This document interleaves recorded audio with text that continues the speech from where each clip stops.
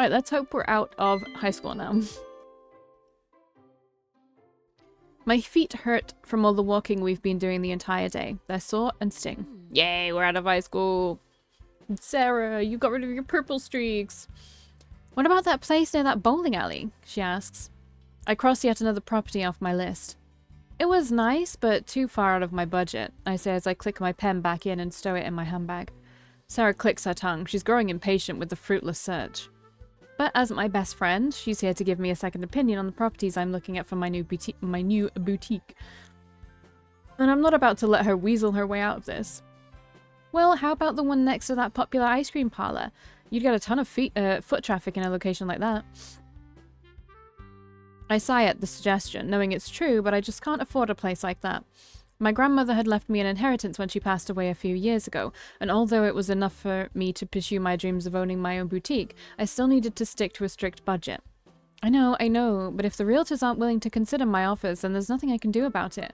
We'll have to keep looking. How many places are left? She asks, groaning. Just one, I say glumly, scanning the crumpled list in my hand, close to the hospital. Hospital? Sarah makes a face, and I already know what she's going to say. Don't you think that's cutting it a little close to Da Capo territory? Riverside, too. I give her a tired look, though she simply widens her eyes as if to prove her point. I've been done with the gang ever since we graduated from the academy. I've washed my hands clean of all that, I say firmly, giving her a stern look. It's been years since I had anything to do with gang activity. However, Sarah wasn't as quick to adjust to a life of normalcy. She still kept contact with some of the old gang members and upheld the boundaries between territories. You know that you'll never be done with the gang completely. It doesn't work like that, she says. It doesn't matter. I'm done with it, I argue back, attempting to put an end to the disagreement. I cut ties with the gang years ago. I'm not getting dragged back into all of that. That doesn't mean anything. There's a reason we keep to our part of the city. A reason we have our own bars, restaurants, and parks. Yeah, because the food on our side is miles better, I say with a cheeky smile, and Sarah rolls her eyes. No, because the gangs don't step on each other's turf unless they're trying to start a fight. The same rules apply for ex-gang members too. You were a leader, Valkii. You were the Valkyrie. You carry that with you for the rest of your life. I grimace at the sound of the name, when I hadn't heard in almost 10 years. A lot has changed since then. We have a property to view. I cut her off, promptly changing the subject. If it's cutting it close to the Da Capo territory, it's not in the Da Capo territory, so it doesn't fucking matter. Ooh, looks like shit. We managed to flag down a taxi, the two of us lost in our own thoughts on the drive there. After paying the driver and exiting the cab, I double-check on my list that we have the right address. Is this it? Sarah asks, quirking a brow. I glance at the building in front of us, explains Sarah's disbelieving tone. As I survey the rundown building, I'm inclined to agree with her. Decaying wood, boarded-up windows, peeling paint is a far cry from a luxury boutique. However, on closer inspection, I start to envision more. I imagine mannequins behind the large bay windows and a striped sign hanging above the door. With a lick of paint and some new furniture, I could turn this old place into the boutique I've been dreaming of. Sarah, this is it. This is the one, I say dreamily as I open the front door to be greeted by the realtor, ready to give us the grand tour. Sarah lets out a sigh from behind me, not quite as convinced, though I choose to ignore it. I found my boutique. With a groan, I heave the last mannequin in through the open door and set it in place next to the window. After making sure it's carefully lined up with the others, I take a step back to admire the place. The smell of fresh paint still hangs in the air, and the boxes of merchandise, my own creations, have yet to be unpacked, but the store is a far cry from what it was when I purchased it. Having been on the market for so long, the realtor was happy to sell it off at a bargain price, which left the little money I had left to be used for renovations. The store even had a small apartment above it for my own personal use, and I'd already moved in my belongings and set it all up. The only problem I had encountered was the basement. The door had been locked since I moved in, and none of the keys I'd been given by the realtor would open the two doors that granted access to the room. I head over to where my counter sits, brand new and gleaming with polish, and take out my planner from beneath it. After making a note to ask the realtor for the keys to the basement, I get to work and unpack the rest of the boxes. A sound soon alerts me to the front door, and it's then that Sarah barges through it, struggling with a large box held unsteadily in her arms. I dash over to help her with it before she drops the heavy thing on her own toes. Together we set it down on the floor. Is that the last of them? I ask as Sarah catches her breath, her red face slowly regaining its normal flush of colour. There's 2 smaller ones left, and a bag of hangers, she says, indicating to the moving truck parked on the street outside. Alright, let's go get them.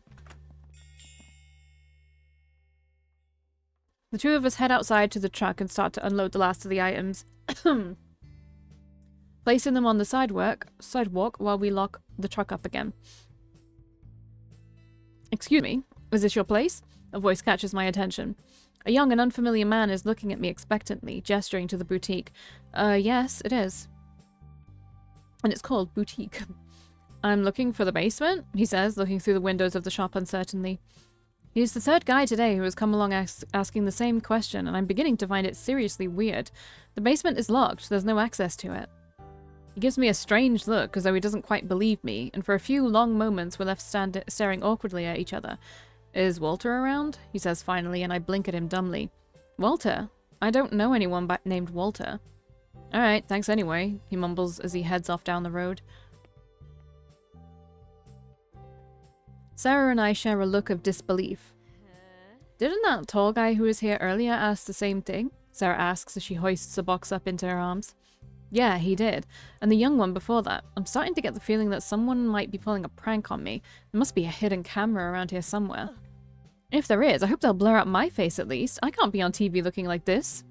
We laugh together, and I place the bag of hangers over my shoulder while balancing the box in my other arm and head back inside.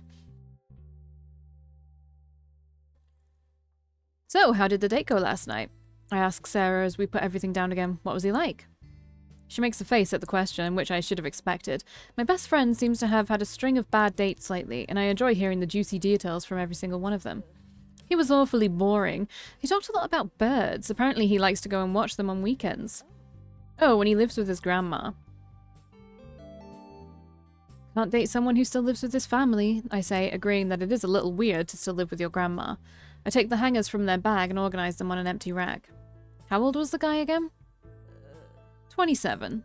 But, you know, the worst part wasn't even that he lives with his grandma. It's that he absolutely has no desire to move out of there. Okay, see, that's the problem. I was going to say, like, it's his grandma. Maybe he's, like, helping look after her. It's not weird for a 27-year-old to live with a family member.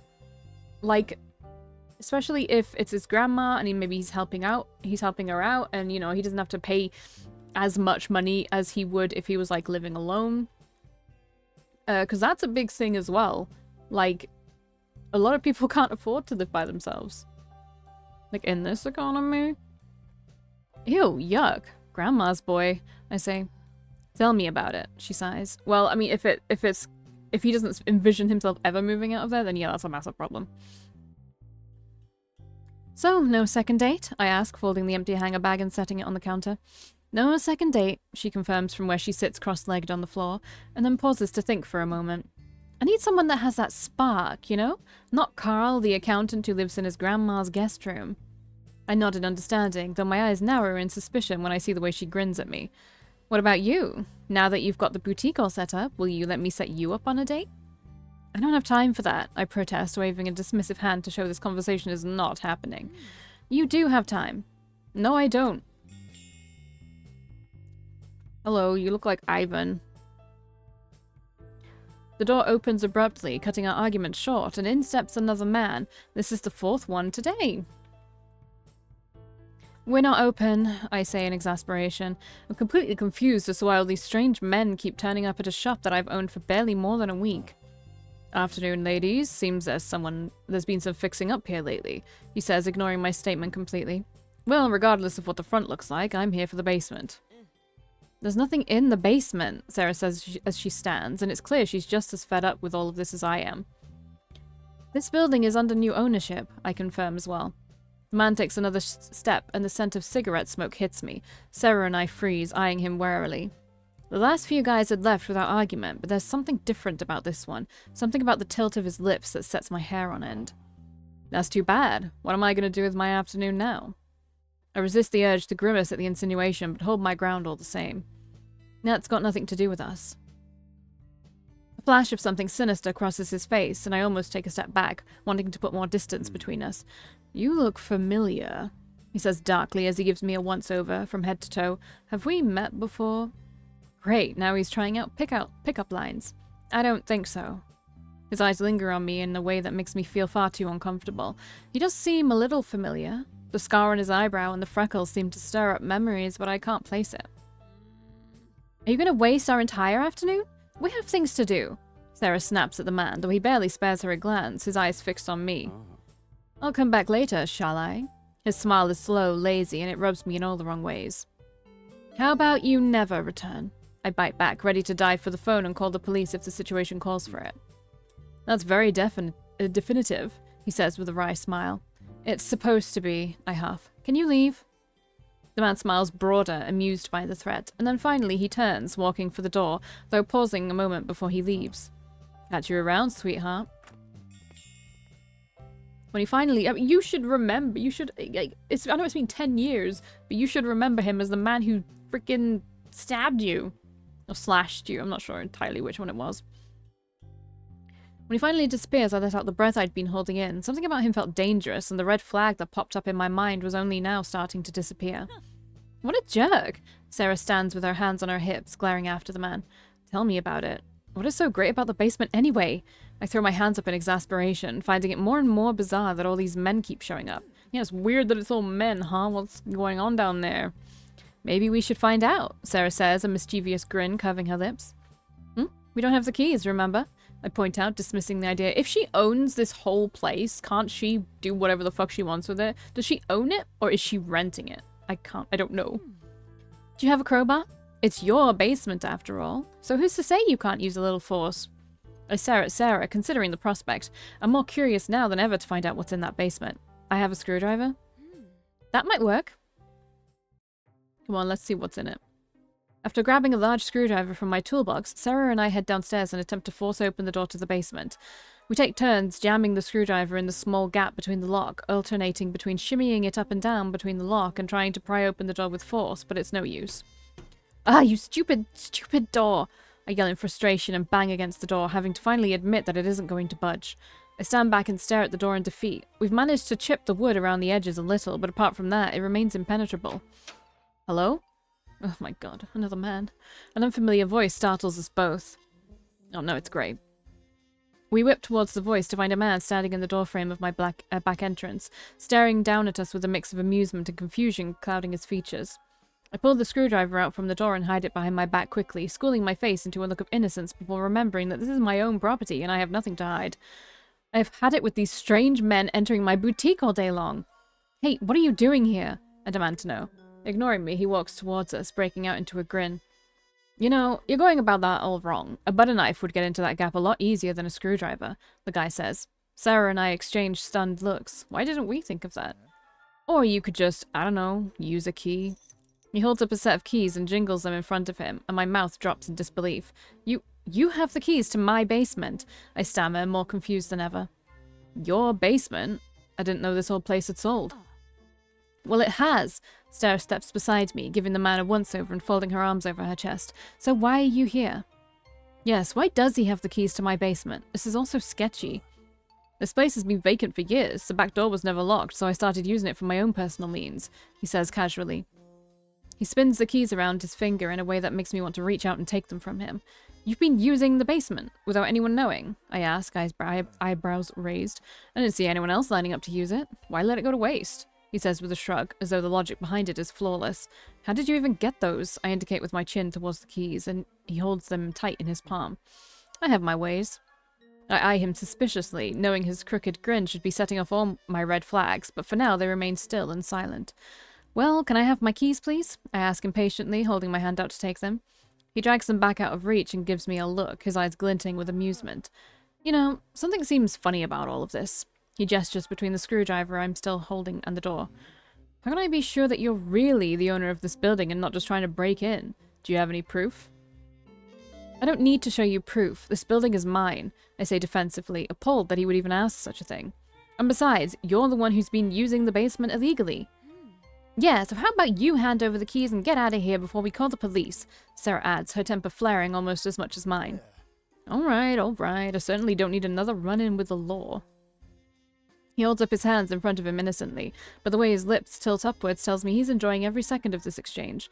Well, it seems I am faced with a dilemma. All right, new owner. What are your plans for this basement? Just storage, I suppose, I say with a shrug. I hadn't thought about it much more than that. How about renting it to me? I raise my eyebrows at him, surprised by the question. Are you the reason why people have been coming over to ask to see the basement? I accuse him. Seems people already miss me, he says with a mischievous grin. Whatever he's been doing down in that basement, I guess he's eager to continue. What have you been using it for exactly? I ask, determined for more information on his strange proposition. Games. Games? Sarah asks distastefully, and he nods. Care to elaborate? Board games, if you must know. What kind of board games? Oh my god, it's not exactly a board game, but you play D&D? The man looks to the side before shrugging his shoulders. Me and the guys meet here every week to have a friendly game night of... He trails off. Dragon Den, he finishes. It can get pretty competitive on occasion, he says with a whistle. Dragon Den? So you are playing D&D. Okay. I think I've heard of it before. Some kind of role-playing game. Upon seeing our looks of apprehension, he quickly adds, So, what about it? We wouldn't be a bother and I'll pay whatever you ask. I think about it for a moment, weighing my options. On one hand, I don't have any plans for the basement, and the extra money would be extremely helpful. But on the other, I don't even know this man. When I look at Sarah, she widens her eyes at me slightly, and immediately I know what she's thinking. I'm sorry, I don't think that's a good idea. This is my building now. You were using the space illegally anyway. He falters, as though he wasn't expecting me to decline his request. You sure? Yes, I'm sure. For a few moments, he stares me down, as though waiting for me to change my mind. When I show no signs of backing down, he lets out a defeated sigh and runs a hand through his blonde hair. Alright, we'll get out of your hair then, shall I? Leave you to get back to your... What kind of shop is this, anyway? I'm a tailor. I design my own clothes and sell them. This is my new boutique, Olympus. Well, I guess it's nice to see this old place come alive again, he says with a grin, and I feel a little guilty for dismissing him so quickly. Oh, right, your keys. He holds the small silver ring out in front of him, 2 small keys hanging from it. I reach for them, but he pulls back with a sly grin. I have a few things still left down in the basement. Do you mind if I keep these and come by tomorrow to move them out? And you'll give me the keys. I would be like, hey, take them now. I don't care if they're big. Take them now. Call someone. Give me the keys. I'll open it. I'll go down there with you. And I'll see what the fuck you're hiding down there. I make a mental note to change out the keys to the back door. Can't be too sure if he has a copy of it or not. Alright, I have some spare boxes if you need to pack anything up. Oh, very helpful, he says with a grin, backing slowly towards the door. You know, you seem familiar somehow. Yeah, I've been getting that a lot today, I mumble, thinking back on the creep in the store earlier who said much the same thing. I'll see you tomorrow then, he says finally, giving me one last grin before disappearing through the door. So Ivan goes to these things as well, though? Like... what? I stare after him for a few moments, confused by the whole encounter. Something about him seemed familiar too, though I can't place what it was. It has been 10 years, so... Wow, he was totally flirting with you. Sarah's voice startles me, and I grapple with the screwdriver, almost dropping it as I give her a panicked look. What? Good thing you refused to rent the basement to him. For all we know, he could be running some secret sex dungeon out of there. Sex dungeon? Why would you say that? It's a thing these days, haven't you heard? You really need to get out more. Well, it's a good thing then, I say with a nod, thinking back on the strange encounter. What is? Sarah asks, confused. He's not renting my basement, and that's that. Yeah, weirdo. Let me see the basement before anything else happens. Okay, we're continuing. I do want to change the hair, actually, but I'll do it another time. The pitter-patter of raindrops echo on the boutique windows against a backdrop of heavy, grey storm clouds. I let out a sigh as I lean my chin on my hand, propping it up with my elbow on the counter and stare out at the street forlornly. It's my first day of business, and instead of clear skies and sun, the weather outside is awful, dashing every hope of the grand opening I had in mind. With a pout, I glance down at my empty planner, which sits open on the counter, waiting to be filled with appointments, and I let out another defeated breath. Might as well find something to do instead of just moping around. I head over and adjust the outfits on the mannequins, ensuring they're styled to perfection, which of course they already are. I've already dusted the shelves, wiped down the counters, and organized my sewing box. Today is really not turning out how I had hoped. I'm just about to wipe down the already pristine mirrors when a saving grace, in the form of the bell above the door, rings out through the shop. I spin towards it, arms tucked in at my sides as my gaze snaps to the man who's just entered the store, raindrops dripping through his blonde hair and onto his shoulders. Good afternoon! My voice is bright, a stark contrast to the miserable weather outside, and my heart hums happily at the prospect of a new customer. Apart from it's the same fucking dude. Yeah. I did not take a screenshot. I did not take a screenshot. I did not take a screenshot. There we go. Hello again. His deep voice holds an unmistakable tinge of amusement, and it's only when he faces me head on that I recognize him. My shoulders slump in disappointment. Oh, it's you. I forgot he was coming over today. He seems to be quite drenched from the rain. He raises an eyebrow at my despondent greeting, and I give him an apologetic look. I didn't mean for it to come out the way it did, but I really had been looking forward to a new customer. You agreed to let me come by and pick up my things, remember? He says as he cocks his head, fixing me with a pointed look. I feel a little silly for forgetting, but shake it off with a wave of my hand. Of course, let's go to the back. Hang on, wait a second. He hurries to stop me, stepping right up to the front of the counter just as I circle it. I wanted to talk to you before all that. Talk to me about what? A smile slips onto his lips. I get the feeling in the pit of my stomach that whatever it is, it can't be good. About renting your basement to me. I already said. I know you've already said no, and I respect that, but I'm asking if you might reconsider. Why do you want to use the basement so much? Can't you find somewhere else? He shrugs, that easy smile slipping back into place at once. I've grown fond of it.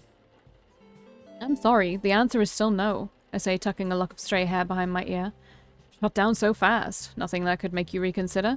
He smoothly tries to bargain for the basement again. It doesn't look very convincing when he's soaked to the bone, though. I'd appreciate it if you didn't ask again. I stress my point. He huffs a breath, his shoulders slumping in defeat as he takes a step back. At least I tried, right? Guess I'll be grabbing all my things, then move out, he says with a grin. My eyes are immediately drawn to the rainwater dripping from his clothes and the wet patch pooling at his feet. When he follows my gaze, he notices it too and swears softly under his breath. Shit, I'm sorry, It's okay, I say quickly, already moving towards the door to the back. Wait here, I'll grab a towel for you to dry off with. Heading out the back, I grab a couple of fluffy white towels before returning to the front of the shop, finding the man waiting idly for me. Here, this will help. Thanks. He takes the towel and I use the second towel to mop up the water from the floor. The towel certainly helps with the dripping, but it doesn't change the fact that he's soaked to the bone. And the last thing I need is for some random guy to catch his death in my store. Taking my bottom lip between my teeth, I think for a moment. It's really not my problem, but if he's going to be moving stuff through my store, then I should at least make sure he doesn't drip all over the place. You should change into something dry, I suggest. I head over to flick through one of the menswear racks I've set up, looking for something about his size. I find an outfit easily enough, a shirt and trouser combo, and hand it over to him, gesturing towards the changing room. Are you sure? He asks, quirking an eyebrow at me. It's not a handout, if that's what you're thinking, I say. I'm not about to give my stuff away for free. I'm not a charity. Fair enough, of course. No problem. With a grateful smile, he takes the items towards the changing room. It feels strange knowing that the first person to ever use my brand new fitting room is the random stranger who had illegally been using the basement in my building. But hey, it's better than nothing. I think. I put the damp towels aside while I wait for him to change, making a mental note to toss them in the laundry after the store closes. Nice eye, he says when he eventually emerges, rolling up the sleeves of his shirt and straightening everything out. The clothes fit like a glove. How much do I owe you for them? Well, we head over to the counter and I take his payment before putting his wet clothes in a bag for him to take home. I can't believe that he's my first customer for today, and it's only because he got caught in the rain and I basically forced these clothes upon him. The outfit looks great, by the way. His eyes flick around the store, taking in all its renovated glory. You know, it's a pretty cool thing you're doing here. Thanks, although... I gesture around the empty store. You've been my first customer today. A shame, I tell you. I quite like what you've done here. Thank you. I feel like we should cut to the chase and let him get his things. There are a few empty boxes besides the back door. I can give you a hand if you'd like. Are you sure? I won't want to pull you away from the line of customers waiting for you. I give him a dry look and he chuckles softly. I'd love your help, he answers quickly. Has he realized who I am yet? I lock the boutique doors and the two of us head out the back, grabbing a couple of boxes each before heading down to the basement. So he really does just play games down here. Look at that Pringles over there. He slips the key into the lock and pushes the door open, and for the first time I get a glimpse of what's inside. It's not far from what I had expected at first glance. One large table takes up a majority of the space, with chairs going all around it. There's a makeshift bar, a couple of storage units, and a sofa in the back. So not only were you using the place illegally, but I suppose you were serving alcohol without a permit too? I question him as I head behind the bar, loading the various bottles and tools into a box. It's a private establishment. No permit needed, he explains, scratching the side of his neck sheepishly. He opens up one of the cupboards to clear it out. I glance at the contents, noticing a few packs of cards along with some colourful-looking chips. I suppose he was telling the truth about the board game thing after all. So, what's the game you were playing here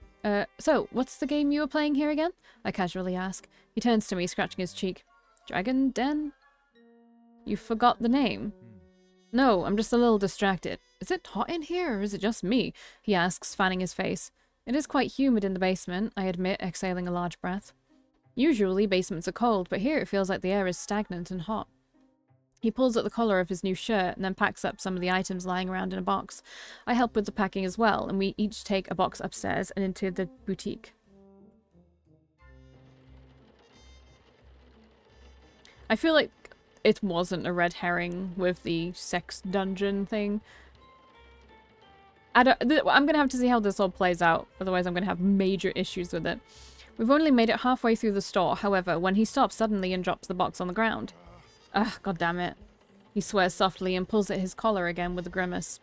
I put my own box down and circle him, my eyebrows dipping as his fingers slip under the fabric and his nose crinkles unhappily.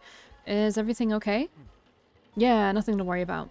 I eye him suspiciously, not quite believing that's true, but when he picks up the box again, I follow him out to the street and we load them into the truck he has parked in front of the boutique. We've just stepped back into the boutique when he stops again, this time tugging at the hem of his shirt. Seriously, is there something wrong? I ask in exasperation, ignoring the dismissive hand he raises. It's fine, I just... Oh, is he allergic to the fabric? Damn. He scratches furiously around his collarbone, and when the fabric shifts, I see red patches of irritated skin developing beneath.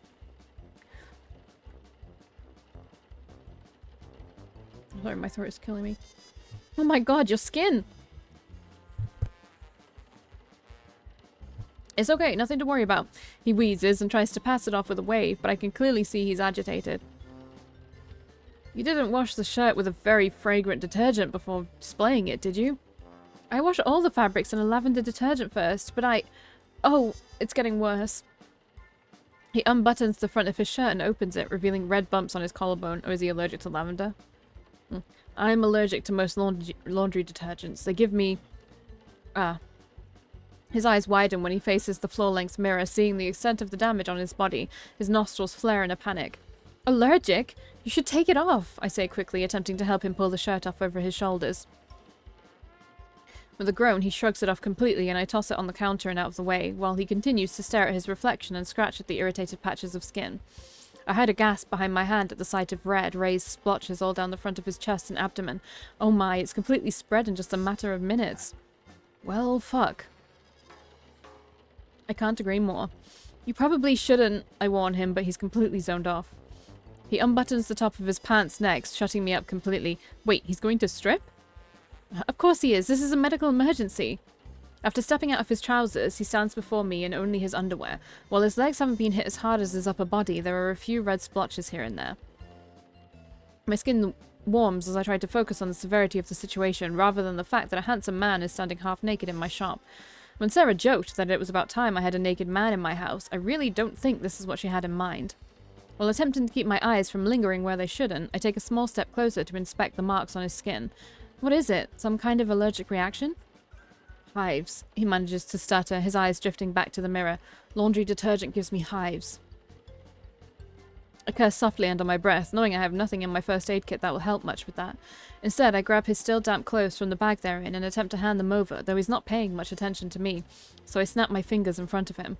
There's a hospital nearby. We can go there, I say hurriedly. I dump the clothes in his arms and take my handbag from beneath the counter, making sure I have my cell phone and keys.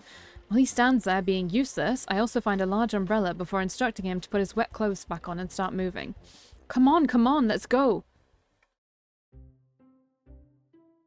Upon seeing my companion's condition, the receptionist asks him to quickly fill out some details and calls a nurse who helps us through to see one of the doctors right away, much to the relief of the both of us. The doctor greets us as we enter the room and introduces herself as Dr. Hansen. Her lips purse a little as she reads the form the nurse has given her, and once she puts the clipboard down, she indicates for him to take a seat on the examination bed. The plastic crinkles beneath him as he sits. I busy myself with sitting in one of the guest chairs and setting my handbag down beside me. Well, what do we have here? We're gonna know. We're gonna be known. What do we have here? Mr. Gray Jansen breaking out into hives. Doesn't seem to be your lucky day, the doctor says. I freeze, my blood running cold in my veins, chilling me down to the bone. What name did she just say? Remove your shirt, please, Mr. Jansen. I'll need to take a closer look at the severity of the situation, Dr. Hansen instructs, pulling on a pair of plastic gloves while she waits for him to do as she asks. While she inspects the hives on his skin, I stay as still as stone, a chill running down the back of my neck and all the way down to my spine. Gray? It's funny how I never thought to ask for his name before, and now that I've heard it, the crushing realization dawns on me.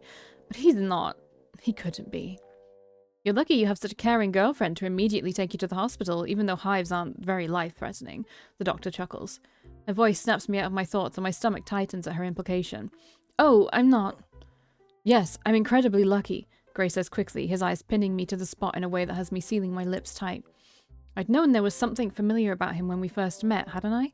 Maybe I simply didn't want to see it. I'm going to prescribe you some medicine to take over the next few days. You can collect it from the pharmacy next door on your way out, Dr. Hansen says. I watch silently as Dr. Hansen gives Gray a piece of paper, but I don't hear anything that happens next over the sound of my own heart thundering in my ears. The man I've been with this whole time, who I've let into my shop right beneath my home, and who has repeatedly asked to rent out my basement, is none other than my former rival, the Phantom. My eyes trail over him from head to toe, trying desperately to figure out why I didn't recognize him before. His hair has changed, that's the biggest difference, and he has piercings in places he never had before. Or maybe he's always had them, but they were well hidden. Well, I gotta go pick up my meds, and then maybe I can stop scratching like I'm infested with fleas. Shall we head back? When he speaks to me, I'm still in a state of shock, unable to say a word. I quickly realize that the appointment is over, and I fumble to pick up my handbag from beside me. Is everything okay? I manage to nod as I get to my feet, but still he raises an eyebrow, giving me an inquisitive look. Yeah, I croak. Let's go. After picking up his prescription at the pharmacy, Gray immediately pops in one of the pills. It's still raining when we step outside. Hopefully this will keep it from spreading, he mutters. I don't say anything, as I'm still reeling over the fact that I've met the guy that I got kicked out of school 10 years ago. I let him take the umbrella, shielding us from the rain while we head back to the boutique. We make small talk as we walk, commenting on the weather, the city, the doctor's office, but I can't stop mulling over everything in my head. Has he recognized me too? He hasn't said anything that would suggest he has, but I can't be sure that it's not an act. He is the Phantom after all. Well, here we are. His voice snaps me out of my own thoughts, and I realize we're standing in front of the boutique. Gray runs a hand over the back of his neck and gives me a sheepish look. Sorry I freaked out earlier, about the hives. I haven't had a breakout since I was a teenager. It brought back some pretty rough memories. You were quite dramatic, I tease him with a sideways glance, finding him shaking his head in disbelief. Says the woman who tried to break into her own basement with a screwdriver. He grins and nudges me playfully on the arm, and for a moment I almost forget who I'm talking to. He's similar to what I remember, that easy grin, the quick laughter, but he's different too. More mature in some ways. Well, fucking after 10 years, I'd hope so. Oh, ha, I fire back, digging through my handbag for the keys to the shop. I've just inserted them into the lock when a thought hits me, and I turn back to him suddenly. Gray? I speak his name for the first time, and when his eyes meet mine, I still can't believe I never recognized him. I feel now as though I should have recognized those eyes anywhere. Why didn't you tell the doctor I wasn't your girlfriend? He gives me a crooked grin, as though he sees something behind my words that I never intended. Because it wasn't any of her business. Oh. Our eyes lock and a memory floods back to the surface of my mind of a night long ago. Of him in handcuffs as a teenager, being forced into the back of a patrol car and the consequences that came after. He had been expelled from Da Capo High after that incident and ended up with a pretty nasty criminal record due to the knife they had found on him. I can't stop the guilt that gnaws at my insides, knowing I was the one who called the police there in the first place. Knowing that the whole thing had been my fault, an overwhelming sense of guilt settles in the pit of my stomach. I had left it all behind, but I can't change the past. I did screw up his school life by getting him arrested. I have to make amends for what I've done, and at the moment, only one thing comes to mind. Before I have a chance to overthink, I reveal my idea to Gray. About the basement, I've changed my mind. I'll rent it out to you. His face lights up in an instant, an overjoyed smile curving his lips. It immediately lessens the weight hanging over my shoulders. Really? Yes, really. I chuckle at his reaction, finding it cute how excited he seems to be to have his board game space back again. He stops and cocks an eyebrow at me, his lips pulling into a tight line that makes a thread of worry worm itself through my stomach. What made you change your mind? You don't seem so bad after all. With a chuckle, he nods his head at me, accepting the excuse, and I invite him inside the shop once more. We settle on an acceptable price for rent, and I agree to draw up a contract for him to sign the next time he's here. Never got your name, by the way, he says, and I realize that's true. He has absolutely no idea what my name is. He has absolutely no idea I'm the girl who ruined his youth. And now we've promised to draw up a contract to cement the fact he'll be working out of my building. Stupid, stupid conscience. Is it too late to change my mind a second time? After all, the numerous nefarious rumors involving the Phantom back in high school are seared into my memory. What would he do if he found out about our past history? What exactly is he capable of? Calm down, I tell myself. I know how much I've changed in the past decade. He probably has too. I should give him the benefit of the doubt. I owe him at least this much. Even so, I'm tempted to give him a fake name. I don't want to risk him connecting the dots back to our past, not before I know I can trust him with that information. I'm not about to make an enemy out of my new renter. Then again, he might have already spotted my real name on a business card in the boutique. I bite my bottom lip and hesitantly begin to speak. It's Valkii, I say cautiously. Oh yeah, it's a really, I was checking on my cat. It's a real common name, that one. Even if he does remember me, at the very least he won't be able to connect me to the Valkyrie. Thank you, Valkii. You've almost made the hives worth it, he jokes, not showing any indication he recognizes the name. Okay, I guess I wasn't that important to you, huh? Unless he's playing us. I almost breathe out a sigh of relief. I don't even want to imagine what he might do if he knew it was me who ruined his life. It should be an easy enough secret to keep, seeing as how I broke off contact with anyone from the gang except for Sarah. I hope I can count on her to stay cordial around him, especially considering that the Phantom allegedly sent her cousin to the hospital. With any luck, she'll avoid him completely, or at the very least be mindful of what she says around him. I'll be seeing you then, Gray says as he twirls the keys I've returned to him around his fingers, one for the back door of the building and the other for the basement. Yeah, I'll see you soon, I say with a nod, watching him head for the door, giving me a last wave before he goes through it and disappears from sight. As soon as he's gone, I lurch from my phone and hit Sarah's number in my recent contacts, my hands shaking as I hold the device to my ear and wait for her to answer. It doesn't take long before her familiar voice greets me through the phone. Hey, how did your first day go? Sarah, I shriek into the receiver, ignoring her unhappy groan at my outburst. You'll never believe it, but the guy who wanted to rent out my basement? That's Gray Johnson. What? Her disbelief is clear from her tone alone, and I'm glad to find she's just as shocked as I am. How did we not recognize him? I don't know. He looks different. I couldn't believe it either. Sarah lets out a string of curses and I take a deep breath, mentally preparing myself to tell her the other bit of news. News I'm sure she won't be happy to hear in the least. There's one other thing. What is it?